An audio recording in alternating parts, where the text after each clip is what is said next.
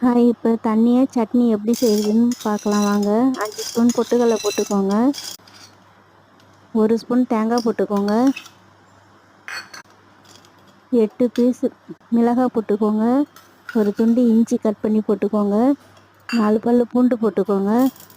தேவையான அளவு உப்பு போட்டுக்கோங்க. கொஞ்சமாக கருவேப்பிலை தழை போட்டுக்கோங்க. இப்போ தண்ணி கொஞ்சம் விட்டு அரைச்சிக்கலாம்ப்பா. மறுபடியும் இன்னும் கொஞ்சம் தண்ணி விட்டு அரைச்சி எடுத்துக்கலாம். நைஸாக அரைச்சி எடுத்துக்கலாம் இந்த பதத்துக்கு. இப்போ எண்ணெய் ஊற்றி தாளிச்சிக்கலாம்ப்பா. எண்ணெய் ஊற்றுங்க. கடுகு போடுங்க. காஞ்ச மிளகாய் 2 கிள்ளி போடுங்கப்பா. ஒரு பிஞ்சு பெருங்காயம் போடுங்க. கடலைப்பருப்பும் உளுந்தும் 1 ஸ்பூன் போடுங்க.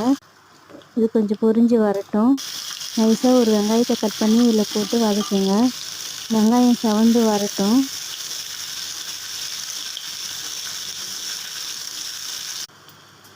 செவந்து வந்துடுச்சுப்பா. இப்போ இந்த ஸ்டேஜில் கருவேப்பிலை போட்டுக்கலாம். இப்போ இந்த தாளிப்பை எடுத்து சட்னியில் போட்டுக்கலாம்.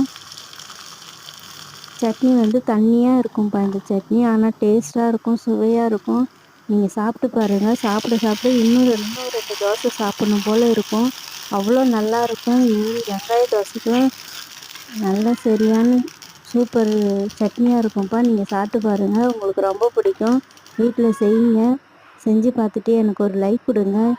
உங்கள் ஃப்ரெண்ட்ஸ் அண்ட் ஃபேமிலிக்கு ஷேர் பண்ணுங்கள். மிஸ் பண்ணாமல் இதை சட்னி அரைச்சி சாப்பிடுங்கப்பா. ஹோட்டலில் உங்களுக்கு எந்த டேஸ்ட்டில் வேணுமோ அதே டேஸ்ட்டில் உங்களுக்கு இந்த சட்னி கிடைக்கும். நீங்கள் ஒரு ட்ரிப் அரைச்சிங்கன்னா மறுபடியும் இதை சாப்பிட்ணுன்னு உங்களுக்கு தோணும்ப்பா. ஓகே, பாய்.